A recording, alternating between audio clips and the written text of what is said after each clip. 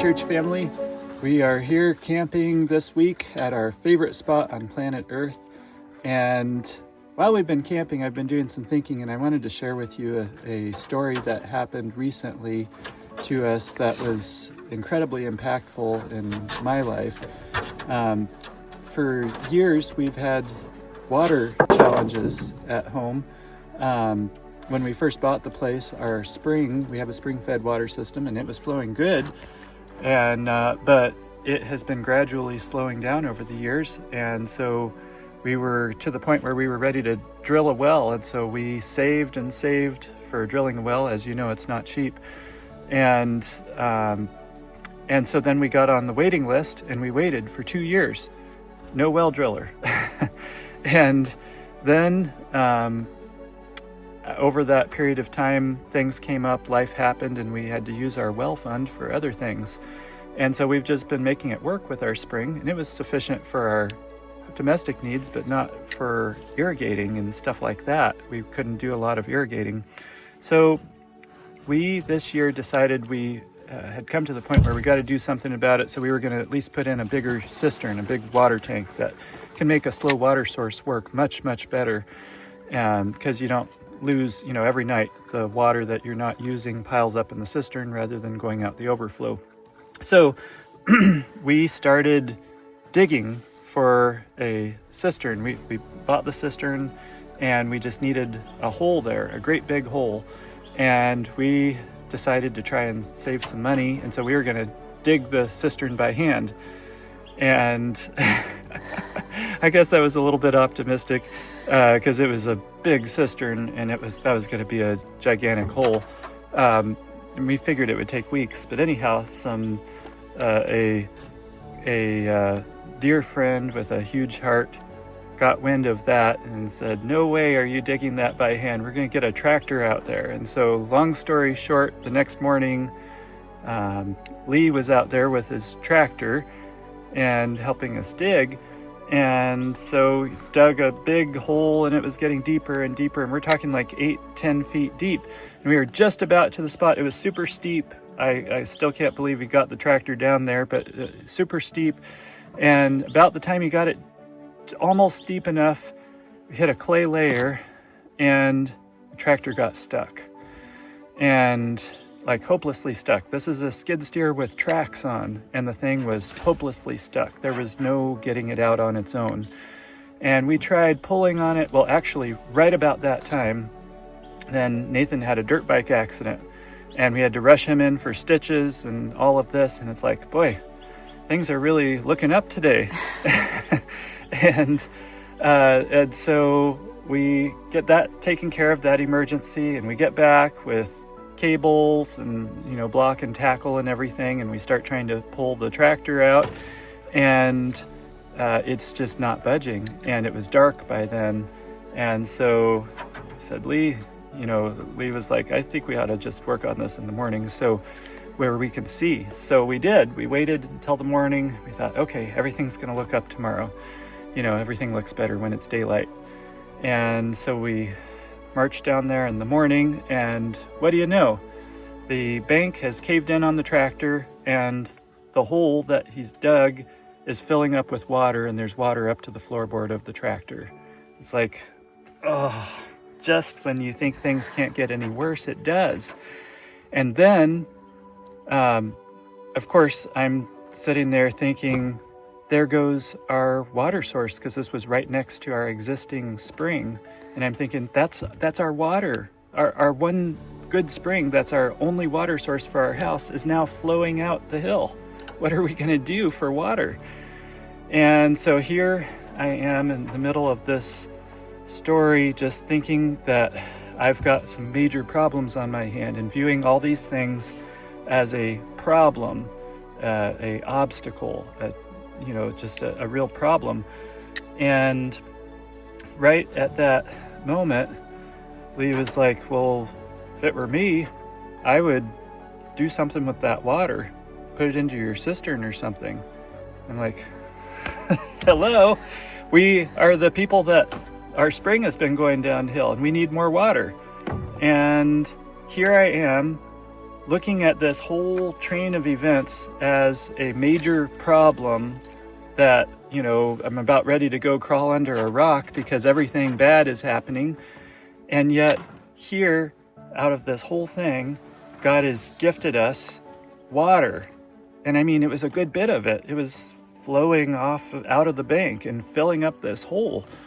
And it's like, wow, that's a different way of looking at this. And suddenly my whole mindset changed from I'm under attack, dealing with a huge problem, to wow, I'm blessed. God has poured out his blessings on us. And so, make a long story short, over the next couple of weeks, we worked, we dug out another hole, had to bring out the big tractor, the big excavator, and dig a hole down the hill where we could put the cistern down there, and we channeled the water into there, developed the spring. We worked on all of that, and we ended up actually going into our old spring, which we knew was losing a lot of water around the edges and everything. We'd been afraid to touch it because it was our only water source, and you can destroy a spring if you do the wrong thing. And we didn't really want to mess with it when it was our only water source. But now that we had another good spring, we were ready to jump in there. So we dove in and dug up the old spring and redeveloped it, and are getting a good bit more water out of that. And the bottom line is that we ended up with probably 400 to 500% more water than we had before this whole thing started. And it all came from problems, things that we could have very easily viewed as problems. And that to me was a real lesson that was super impactful. And I thought of some verses. In everything give thanks was one verse that I thought of. And another verse was, all things work together for good to them that love God. I think about those verses, and it's like, it's using words that I don't often use. Words like everything, and everything give thanks, or all things work together for good. These words, all and everything, they're like all encompassing. And I'm kind of hesitant to use words like that a lot. The lawyer side of me, the pseudo lawyer, comes out, and I'm like, well, I don't know if it's everything or all, but God is using these kinds of all-encompassing words in these verses. And it's, I don't know, it just was really impactful to me to think of how, when we're in the midst of what we deem to be trials and challenges and things like that, if we look for the blessings that God is trying to bring to us through those situations, we may not see them right now. It doesn't always happen where you see the blessing like we did, pretty soon after the challenge happens. Sometimes it takes a while, but I think it really changed my mindset, and it's really it's put a new lens on my eyes when I'm dealing with challenges now, to be looking for, instead of lamenting the challenges that we're facing, to be looking for the blessing. Where is the blessing that God is going to bring in this situation and through this situation? And one other dimension to throw into this picture is, what about those times where we bring the trials onto ourselves by our poor decisions? I thought about that because I've had a few of those myself. And the verse that comes to mind is, where sin abounded, grace did much more abound. And that's super encouraging to me, that even in spite of our mistakes, even when we've made poor decisions that have resulted in bringing challenges on ourselves, even in those situations, God is still able to bring a blessing out of it.